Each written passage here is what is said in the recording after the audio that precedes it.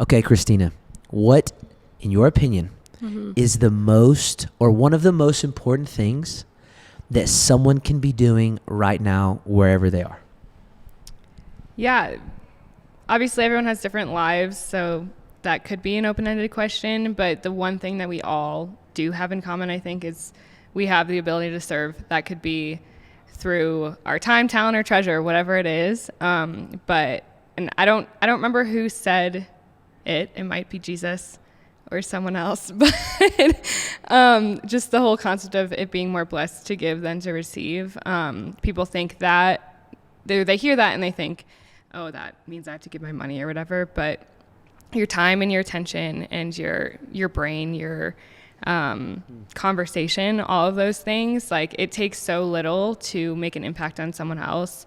And at least for me personally, I think so many others, it's really the only thing that has ever gotten me outside of myself, which especially in this day and age is very difficult to do. We're very me-centric society that just, focuses on how to get ahead and that kind of thing. And some of the hardest times in my life have truly only been made better in the moments that I've been able to serve despite that. And it sounds really cliche, and I would have said it's a cliche before that, but one of like the worst times in my life, I remember so clearly, like I spent a day in service and I did not think about my life like for a half a second the whole time. And so like, no matter whatever anyone's doing, even if their life's going great, like the best thing that anyone can do is to like get out there and do something for someone else, I think.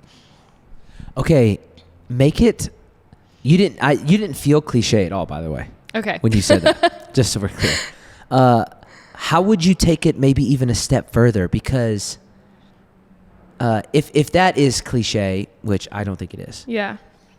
What has happened to you, maybe even your mind, or how have you seen these negative feelings or emotions? Because what I even hear you say in the kind of like the nuances is anxiety maybe have gotten removed, worry maybe gets removed, stress maybe gets removed, and refocused and repurposed. Sure. Is that kind of what you're saying? Yeah, absolutely. I mean, I think anxiety is something I struggle with just regularly. And so especially when there's hard things going on in life that you just don't know what's going to happen, it is quite literally impossible to be thinking about, oh my gosh, what's going to happen to me when you have a goal and your goal is to do something for someone else. And obviously that can look a million different ways, but you can't have anxiety about two things like consciously. There's not saying that underlying anxiety won't go away, but yeah, it's just like there's peace about your own situation when your highest priority and your biggest goal is to help someone else find that for themselves. I've heard it said similarly like this, that you can only have one thing row the boat of your focus at a time. Yeah. And so if anxiety is rowing your boat of focus, then you're going to be focusing on anxiety. If serving somebody is rowing the boat of your focus, then serving is what you're going to be focusing on. Yeah. Both can't be in the same boat. And I liked that, the way that felt. That helped me visually, mentally understand how to navigate that, what you're talking about. No pun intended. Yeah, right. Absolutely. Right, because what you focus on navigates you, leads you. Right. Rows your life, if you will. Man, that's so good. Okay, how would you say, or how would you encourage someone to begin to start serving? The ways that I have served in the past, I grew up in a Christian home where my parents really pushed that as like a high priority thing. If you love the Lord and you love people, then let's show that. So I've served in a lot of different ways, and there's definitely ways that I've served that weren't as like fulfilling, I guess. Doesn't mean it's not important, but the most like fruitful personally, most personally fruitful ways that I have served has just been when I've looked at like what are my inclinations as a person? Like, what are the things that I think about when I'm walking down the street that I'm like, oh, that's a problem that should be solved or whatever. And that's really what has guided my personal like avenues for service, because within the church, outside of the church, just being a human being, there's so many different ways that people need help. And so just taking like mental notes over time of like, what are the ways that I have like a little tug on my heart that I want to help someone, and then doing the research to figure out, okay, I don't know what that looks like, but here's where I think that could be applied, and then going and asking questions and that kind of thing. Okay. So as we have this initial heart tug, you've had that before. Yes, I have. Okay. And you keep having that, Yeah. that tug on your heart. And you have processed it immensely different than everybody else. Okay, maybe not everybody. Yeah. 98% of the world, 95% of the world, whatever. You're in the 90th percentile of processing that for sure. Because you didn't settle for what somebody else was doing. You saw a need, and then you began to fill that need and to fill that void and to step into the gap and to see others as you saw yourself, to be a good neighbor, as we've talked about before. And with that, what's really valuable for this conversation, and what I really want to get across is I want to hear the heart and the heart that comes with somebody being able to say, not with me, I'm going to do something different. Yeah. And that's what you've done. And I think it's inspiring and exciting, and we got to tell the story.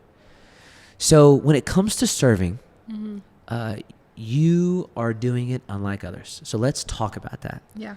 Let's talk about where this began, and then how it developed, and maybe even what it's become. And if it's okay, I'm going to probably stop us along the way, just because I'm going to need to like yell or shout or throw something. I don't know. Because I'm just going to get so excited, because you're doing something that needs to be talked about. Yeah. And then with that, to inspire others to do something similar. And then you're not even thinking of yourself in the long term with this thing. You're wanting to even give this away. And you have a big vision for what you're doing. And so, okay. So with everyone that's listening, we're going to lean into serving like maybe they've never heard before, in a very simple, practical way. And then they're going to see somebody, yourself, who's still in process. Yeah. And you're still growing in a lot of ways. And there's a big vision and a big future ahead of you because of what is happening in your heart. Yeah. So, all right. That's the setup. Awesome. Where did serving, when it comes to kind of what you're doing now, where did it begin, serving for you? With my parents, really. I love them. They're great. They had their own. Are they still in New York, by the way? Yep. So they're back in New York, in Rochester.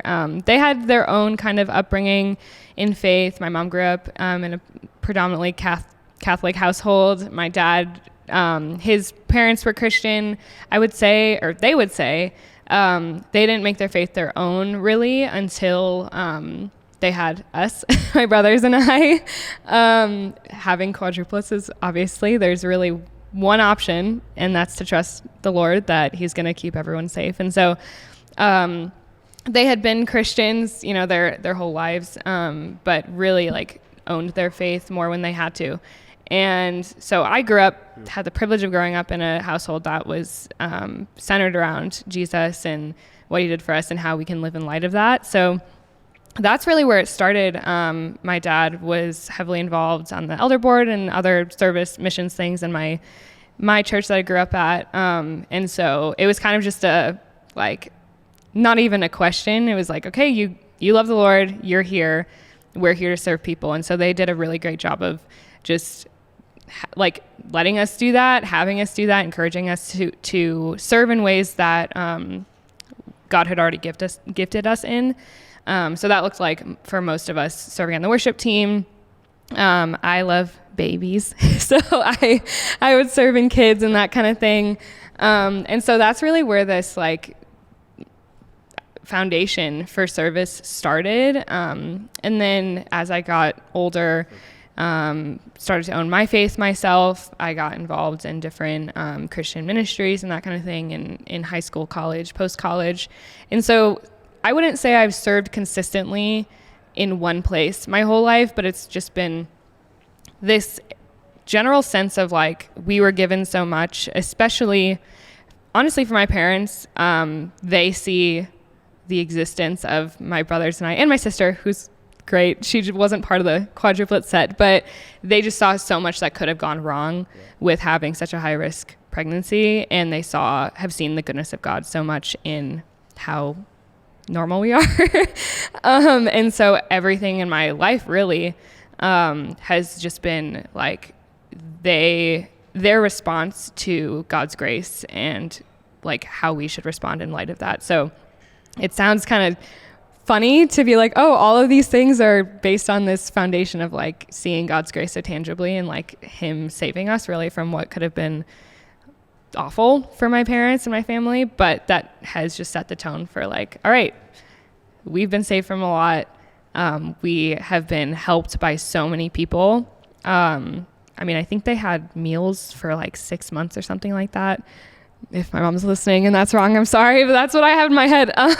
But I mean, countless strangers, people we know, people who knew people we knew, just like without question coming to help us. And so it's just been like well, why wouldn't we serve? Like we've been given so much, so we need to do that for other people. And then as I got older, moved to Denver, just that little tug that I've had of, there are people out there that don't feel the dignity that they do inherently have by being a child of God. Knowing that there's people like that, coming across them, as I live my regular life, it just became more and more and more difficult to ignore. And at some point, like, I have the awareness to say, if I'm ignoring this, like I'm blatantly going against what I know is right. And so what am I going to do about that? Right. Okay. So what are you going to do about that? And as you end that, just even that statement, you take ownership in filling the gap that you see around you. That's like not normal. You know, well, because like when someone's walking in the city or when someone's walking in or just living their life, where they see gaps, they don't think, how can I help? They think, oh, there's a gap there. Someone needs to do something about that. Where does that come from? Because you take ownership in the things that you see and that you identify. That's really unique and really powerful. I will say I don't do that nearly as much as I should, but I think that honestly, like when I look at my life, I have been blessed so much, and that is not at all a blanket cliche Christian statement. No. That is truly like I have been given so many things that I don't deserve. And so when you realize the depravity that you could have, even just lack of relationship with Jesus and the hope that brings and that kind of thing. When you realize like the severity of that, it's very hard to not be very grateful. And I'm, like I said, not perfect at that. There's plenty of times I feel it very entitled. I should definitely ask you, so your life's perfect. No, my life is not perfect. I don't have a perfect outlook all the time.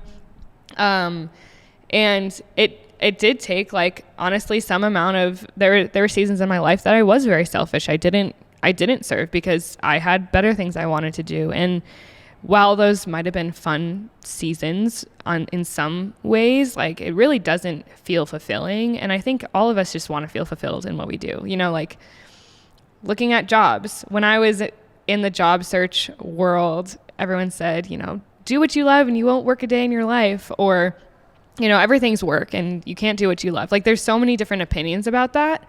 But I think the heart of that is like people want to feel fulfilled in what they're doing. And it doesn't have to be your career that gives you fulfillment. And it probably shouldn't be, actually, because there's so much more to life. But my life is not perfect. I fall short every single day. But looking back and just being self-aware of like, yeah, I know when I did feel fulfilled and when I didn't, and what was going on in both of those scenarios. And you can just kind of do a side-by-side comparison, and it's very, very hard to miss the fact that when you are number one, like, that's not a good feeling, and that doesn't really do much for you or for other people. And so looking to fill those gaps has been something that I've just had to learn over the years. And I personally just have an attitude for everything that I do of like, I don't like not knowing why things happen. I'm a very curious person. And I like to have a solution to my problems. I'm not good in gray areas in any place in my life. Gray areas I struggle with. So if there's something that is a problem, then it's like, okay, well, there must be a solution. And there can be naivety. Yeah, I can be naive about things and think like, oh, if only people did this, then there would be no problems. And that's just not reality either. But there is a lot in the gray that we can do that works towards solving these problems and realistically just makes our lives better collectively. Okay, because you see the blessing that your life is, that has led you to view the world in a different way. And as you take these steps in the city, and you moved here, you began to see a bunch of gaps, specifically when it comes to the humans in the city, and looking at like the needs in it. What happened from there? You saw that.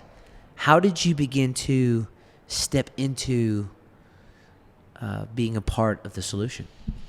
So I lived in downtown Denver, moved to Denver, didn't know anyone, was just kind of like I could live anywhere for a year, heard great things kind of decision. So I had moved here in October, and the apartment that I chose did not have parking. So I was forced to park a few blocks away at a different parking garage. And that was annoying. Didn't like that. But what it did do is force me to drive this certain street every single time that I really would not have ever driven down otherwise. And it's a pretty busy street. And so every time I would drive to my parking garage to come home, I passed this bus stop on Colfax and Broadway. And every single time there was just like 10, 20 people sitting there. And I've always had, like I said before, I love babies. Like I have a hard time seeing anyone on the street and not seeing them as someone's baby, because I'm very aware of how we all came into the world and how perfect and like precious and intricate every single child is as soon as they're born. And then for me, that's what I saw. And so I've always seen that, but living in New York City before, there's just an element of safety that I didn't feel like I had when it came to helping them. And so I always had this on my heart.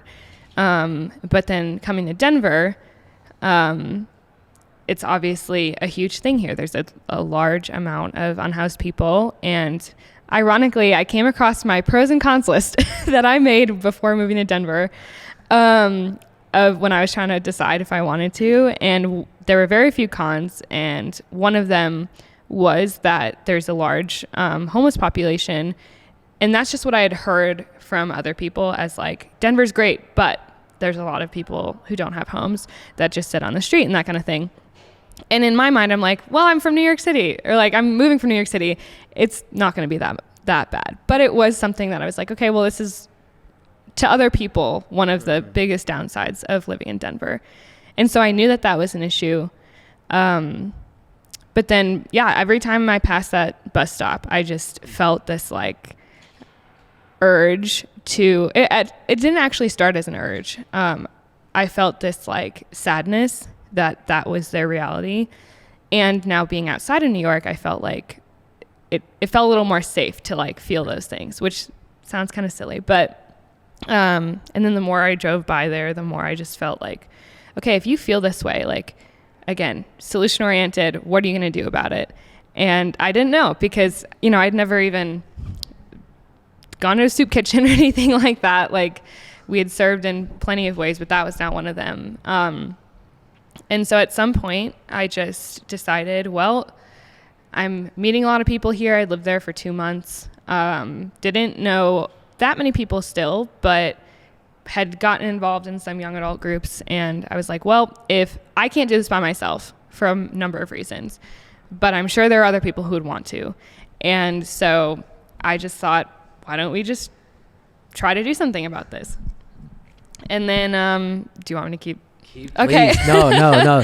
This is really good. Keep going. This is great. Okay. So yeah, I put out a message into a couple of different group chats that I was a part of with different young adult groups in the area, and said, I don't know what I'm doing at all. I was thinking some meals might be nice. We can meet at my house. Happy to host.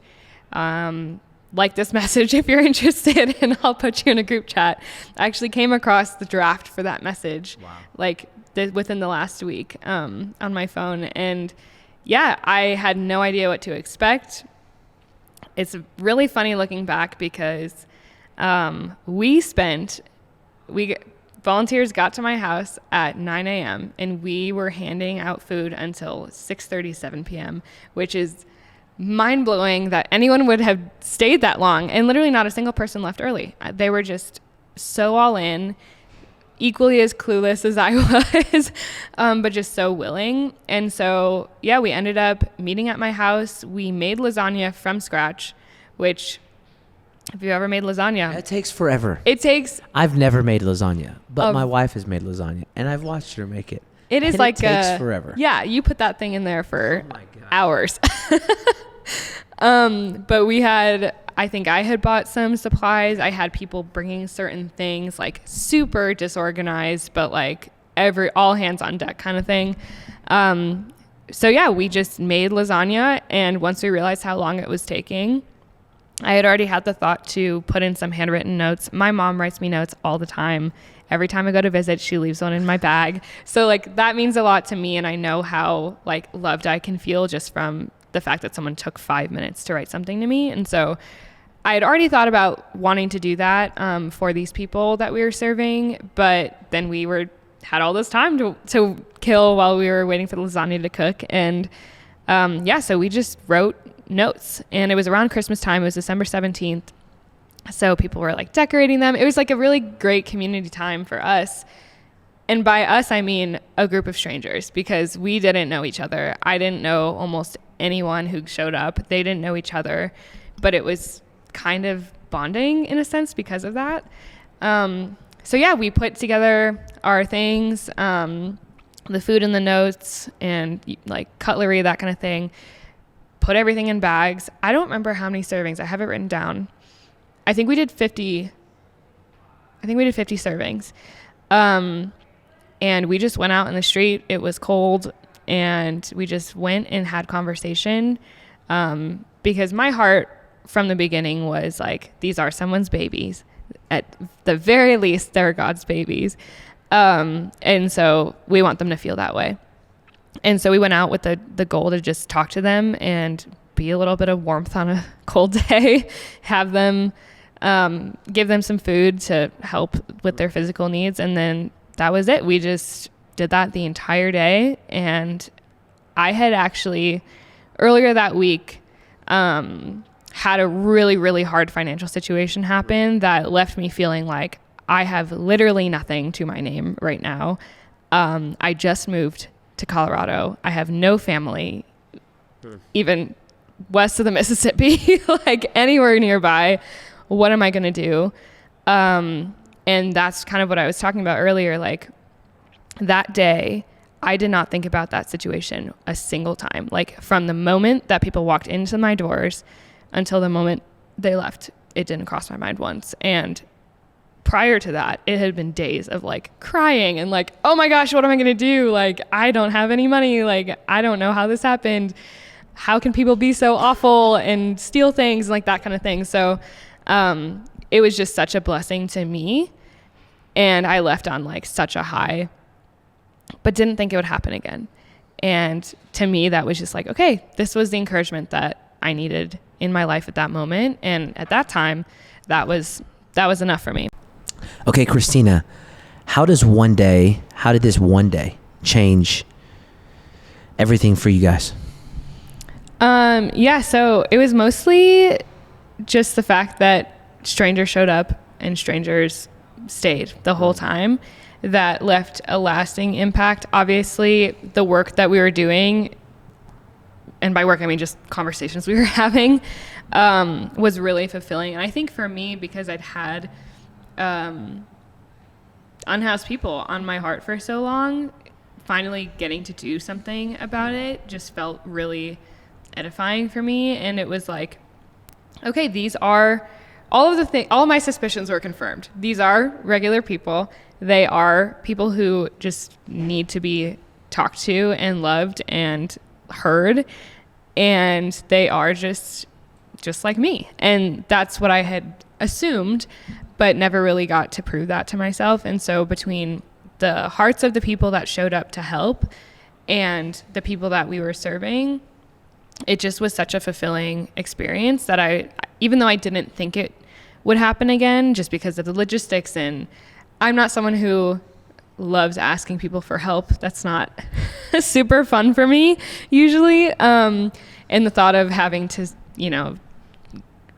get people together and figure out, oh, is it okay if you bring food for this and I can reimburse you? It's okay. Like that kind of thing. I didn't want to have to do that again. And that was going into it. I felt that way. But after we had our day, I was like, you know what? I wouldn't mind doing this again. But I still felt kind of hesitant because it was a big ask. And the holidays were coming up, that kind of thing. So it was kind of like it happened. We all went home for Christmas and that, and then came back. And I obviously still remembered what was going on and wanted to do it again, but felt like I needed more qualification before I could do it again. And so it was another like 6-ish weeks. I had gone to a young adult retreat and talked to some people there about that, and people were interested. And so after that, I was like, okay, maybe we could do this again. And so once again, just made another spreadsheet, got people together, and we did it again. And I had prayed like, okay, God, we served 50 people. Can you just double it next time? That seems doable. And I'm not someone who, like, I'll pray for other people, big asks and that kind of thing. But I don't often pray for things that I would like. And even though that's, I would like for us to be able to serve more people, it still felt a little selfish. Right. And so, yeah, I was just like, can you just double it? That would be really cool. Yeah. And so we planned to do 100 servings. And what do you know? He gave us 101. He was literally like, yep, you asked me to double it. I will do that and add one. And that was just based on how many lasagnas we had made. Like, we did not try to do that at all. So that was just kind of like a little nudge of encouragement of, you want this, I also want this, and I'm gonna like blow your mind and then some. And so after that, it was just, after that second time, I felt like this was something we could do on somewhat of a regular basis. And it was kind of just constrained to my schedule at the time, because I was getting people together, and it was still strangers coming together to do this. And so it wasn't an easy, established thing in any way. So yeah, we started doing it I'd say like 6 to 8 weeks. Had some of the same people come back. We had our little group chat that was growing, and people were interested. Even if they weren't coming to the event, they were still interested and asking about it. And so it was just little bits of encouragement along the way. And then once I started realizing that this is something I'm passionate about, truly, and it's something that other people are passionate about too, the sense of responsibility to keep going just kind of grew. And honestly, that's the biggest reason why we've continued and then gotten to where we are today, is because once people get on the boat and you're the one who started driving the boat, even if you're not really driving it by yourself anymore, there's just this feeling of like, all right, well, I owe it to them and to myself to see this through, especially because of what we're doing for people. And not only is it impacting my life, it's impacting our volunteers' lives, and it's most importantly impacting the lives of the people that we're serving, and seeing tangible proof that what we were doing was achieving our goal of helping them to feel the dignity that they do have, and helping them to feel the love of God in a way that they just don't really feel otherwise. That's really unique to you, dignity. Mm-hmm. Could you speak to that? Where does dignity come from, in your opinion? And then also, why is that important for what you're doing? Yeah, I think there's a lot of places it comes from. Personally, I've had my own struggles with worth and that kind of thing. Mm-hmm. And I've always been able to see it in other people and had a hard time seeing it about myself. And so I think as I've done work and like on myself and also for other people, I know for me, there is no reason to do anything in life if you don't feel like life is worth living. Mm-hmm. And for these people who don't have a roof over their heads, that are going to sleep in sub-zero temperatures, why would they feel a desire to keep living if there's not something more than their tangible needs getting met? And I've experienced that not through homelessness personally, but in other ways, where whether it's how people who are supposed to be your friends treat you, or people who you don't even know treat you, and like that kind of thing. I've had enough of those experiences that have been really hard and have affected my sense of worth, that when I have people who speak life into me and who encourage me, like that's the only thing that really even starts to undo those hard times. And so these people who we're serving, they don't have therapists they can go talk to. They don't have a mom and dad a phone call away that they can just talk to and feel heard and understood and that kind of thing. So if they don't have that, then someone has to do it. And I know that like my own struggles with mental health have only been improved by like relationship. And so who's going to do that for them? And that's really where that sense of dignity and the desire to help them feel it, because we're not giving them dignity. They already have it. Come on. You're calling it out of them. Exactly. You're identifying it and helping them identify it. We want to help them feel that, and instead of knowing it, because even I'm sure you and anyone listening to this knows the difference between knowing your worth and feeling your worth. Ooh. And they might not even know their worth. Yeah. And so how can we get to help them feel their worth if they don't even know it yet? So, and because you've had people do that for you, mm-hmm. you are seeing that accomplished through yourself and others into these people's lives. Yeah. And in a lot of ways, that's what keeps you coming back every 6 to 8 weeks. Yeah. And as you did that, what has become of that? Yeah. So we kept growing. And by growth, I mean interest of volunteers, people that we were serving, like the things that we were even able to give them. And with growth comes like, okay, well, other things have to change too. And so I would say it was around January of 2024. So this started December 17th, 2022. January 2024, we had been doing this consistently enough that I was honestly just tired of calling it downtown Denver outreach and having a group meet and like just feeling kind of like loose all over the place with what we were doing. And I knew that we had the consistency and the commitment from our volunteers for it to be something more. So it sounds silly, but we got a website and I put together some branding for us, and that all happened January of last year.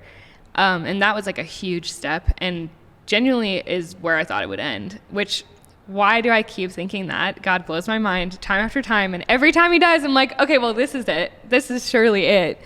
And that's just not how God works. So yeah, we had a website, had our branding. We went from being called downtown Denver outreach, which we weren't even called that. We just call ourselves that. So we had a name for the group chat, to now having a name called Neighbors. And the heart behind that is pretty simple. We are commanded as believers to love God and to love other people as ourselves. And that's it. Like, there's not much more to it. And so we are not only serving the people that we really live amongst, they are our neighbors. Like, whether or not they have a front door, they are in our community and they are our neighbors. And so it's a pretty self-explanatory name, but that's where that came from. And yeah, we just started kind of feeling more of a sense of stability and permanence. And at that time, we had still been doing it whenever I was available. And honestly, for most of the rest of 2024, we continued to just do it whenever I was available to host everyone. And we had a couple people who earlier in the year who had been serving with us for a while who did like a similar kind of thing when I wasn't available one time. And that kind of also solidified, like, okay, people, this is their thing too. Like, I did not want this to be my thing. From the very beginning. I was like, I don't want to ask for help. I don't want people to feel like they need to join and serve with us to benefit me. Like, this is our thing. And so God really encouraged me through that. As we grew, it started to feel less and less like my thing, which was all I wanted. And so, yeah, the rest of 2024. Really quick. Yeah. What are key parts that people can see, like, hey, how do I know the thing that I'm doing is not about me? Like, because of some of those things you were kind of saying, I thought it was going to stop here. I thought it was going to stop here. I thought it was going to stop here. And in reality, it could have stopped there. But because you and the group of people around you overcame that gate or that barrier, it was another like step in the direction of it not being about you. Yeah.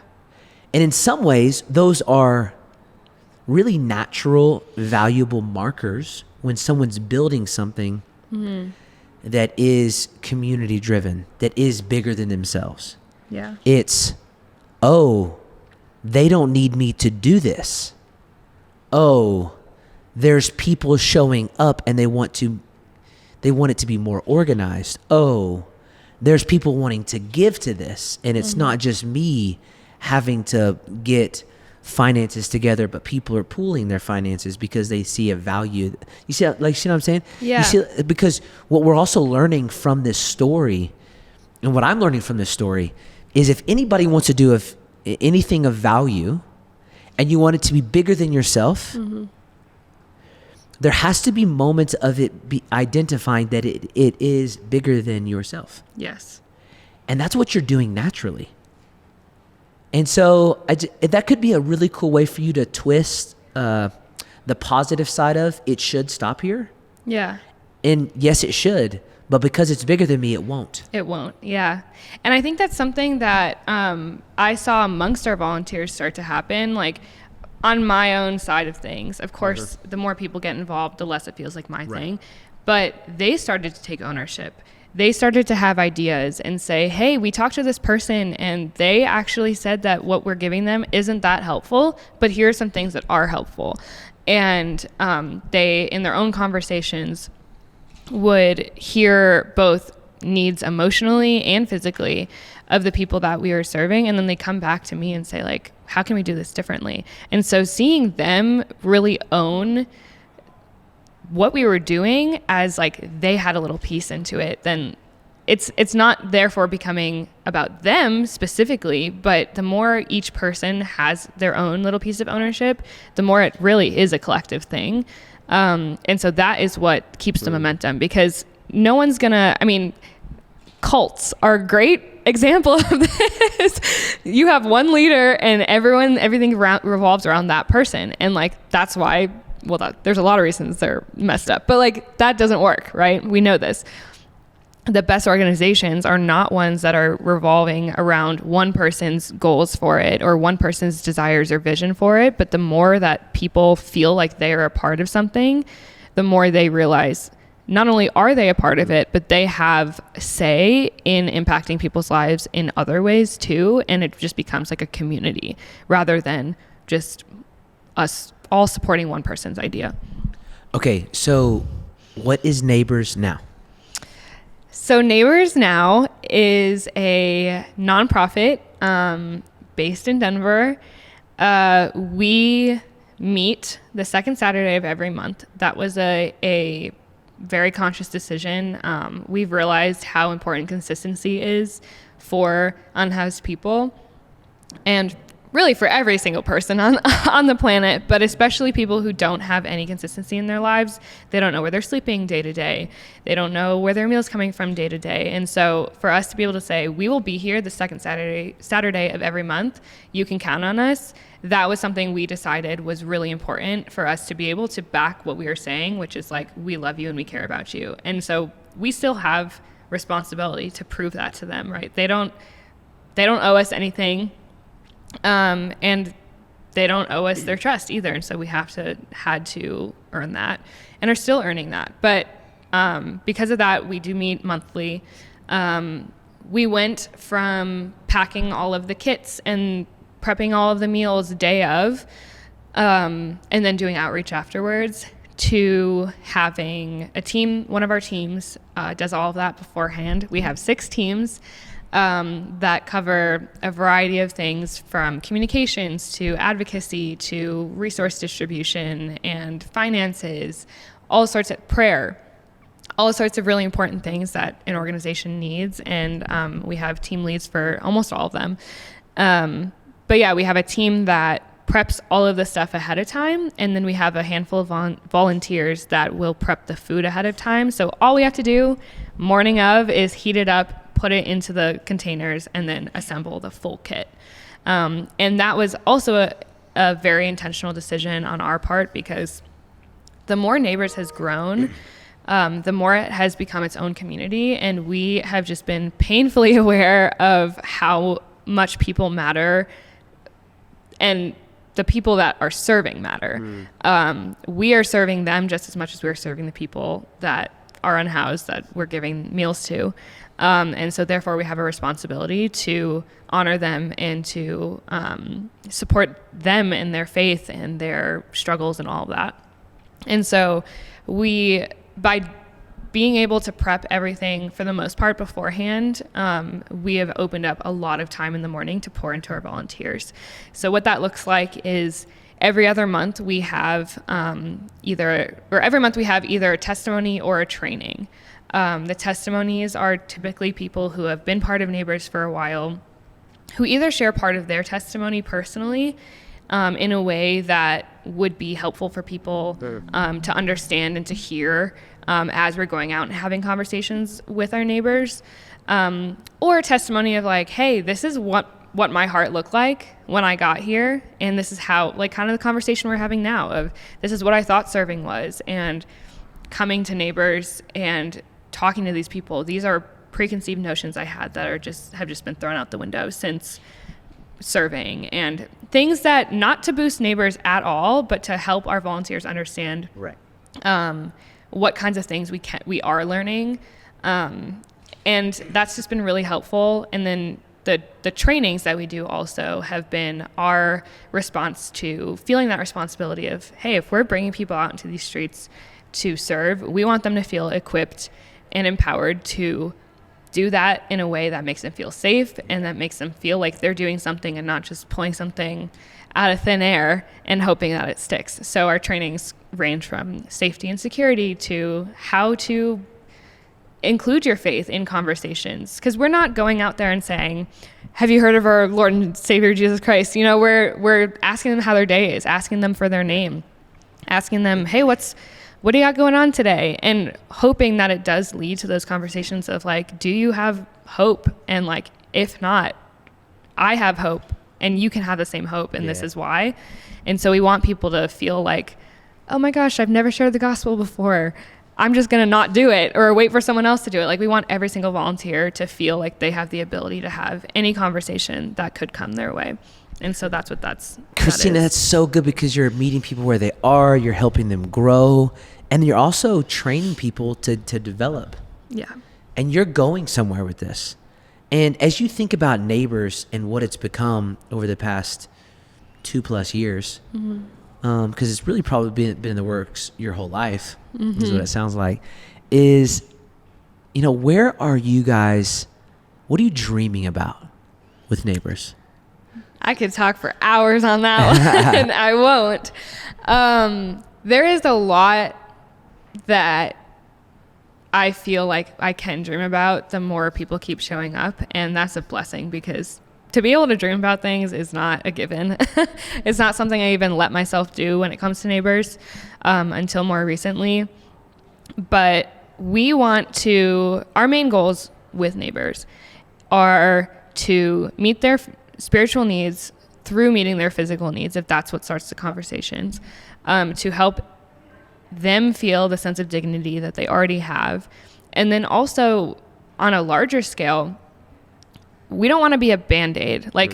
That's why we don't just hand out food and leave. We want to be getting at the root of the issue, both for them and hopefully systemically. For them, the root of the issue is we can't necessarily buy homes for people and feed them for a year or anything like that, but we can give them the fuel that they need to go out and keep persevering and figuring out what they need to hopefully get off the streets.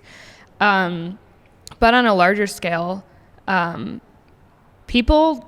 doing what we do because people don't treat them with respect at minimum. I mean, when I moved to Denver, I remember very specifically, there's lots of interactions I've had, but one specifically, 16th Street Mall, I was walking to CVS to pick up a prescription, and there was a woman there who appeared to be homeless, and this guy who was, it's a business district, that he was wearing a suit or whatever. She didn't touch him. She didn't look at him, nothing. She was just sitting there. And he just walked right by and said, "You piece of scum, get out of here."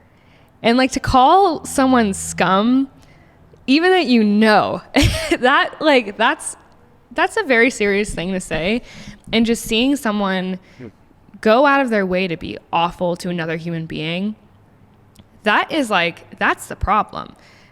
Yes, people are going to have financial situations that leave them homeless or leave them without the stability that they need. But at the end of the day, no one's going to care about that if they don't care about them as human beings. And so that's what we want to address at some point through the work that we're doing. And that's what the advocacy part of Neighbors is working towards, is how do we change how people see these people? And we know that we've experienced that ourselves, because we've seen people or talked to people, and it just reinstills this perspective of they are just like us. Sure. We are one bad situation, one lack of safety net away from being in the exact same situation that they are. Sure. And so how do we take those stories and take the stories that they're telling us of their own lives, the crazy, amazing things they did and want to do, and the dreams they have for themselves? The more that we can help our society see them as just like us, the more people are going to be willing to help them and get them out of those situations. So that's the overarching, there's lots of things underneath it. But no, that's so good. Christina, I love what you're doing, and I love how you're progressing. It's very admirable, and it's so inspiring. And if somebody wants to get involved, and if somebody wants to give to Neighbors, if somebody wants to support, no matter where they are in the world, they can. Mm-hmm. And they need to go to, is it neighbors.com? Neighborsdenver.org. Yeah. Neighborsdenver.org. Yes. We'll put that in the show notes below. And so neighborsdenver.org. Yes. And it's really important that people come together to support what you're doing. And one of the things that we're getting to be a part of is we're getting to raise money through this run club that we have in the city. And we're running the Colfax Marathon to help raise money and support for you. And so it's just really important. If anyone wants to support what you're doing, they want to show up on the second Saturday of every month, neighborsdenver.org is all the information. And then also on Instagram as well. If you guys Instagram, Neighbors Denver. Neighbors Denver. Cool. At Neighbors Denver on Instagram. Please follow that. Keep up with that. And then as you feel led to support. One of the best things that we can do is to love our neighbors. And one thing I would like to note here, kind of to bring it back to what we started talking about at the beginning, there is a unlimited amount of ways that you can serve, right? Yeah. Depending on your talents and your interests. And that's something that while developing the structure for Neighbors, we really wanted to keep in mind. And so most organizations are like this, but we have a place for anyone, whether you're creatively inclined, whether the way you want to give is financially, if it's your time, like it requires zero qualifications. We have teams that will run only on the specific skill sets of different people, because we're not experts. Like, you can't be an expert on everything. Sure. And so back to what we were talking about of like, it's so easy to serve and you really don't even have to do anything new. That is something we were very intentional about when setting up Neighbors. And so whoever wants to help us, if there's a way you want to help, chances are we can use that. Oh, that's so good. And to add as we wrap up this thought, stop focusing on what you don't have and focus on what you do have. Yep. And then use that to serve others. Yeah. Give that skill set, that mindset, that thought, that idea, that time, that money, that whatever you have that you can support somebody else. Yeah. And that's how we can serve them. Absolutely. You're amazing. Thank you. Oh, I'm fired up for Neighbors. This is awesome. Oh my gosh, this is so fun. And again, thank you for being on the show. Full Vantage Podcast. These are the types of people. Christina is that type of person that we got to be learning from. We got to be hearing the story. We got to be inspired by, and then just keep leaning into these things that she's talked about. I think that's one of the best ways that we can grow and gain the vantage points we need to grow. So, see you guys later.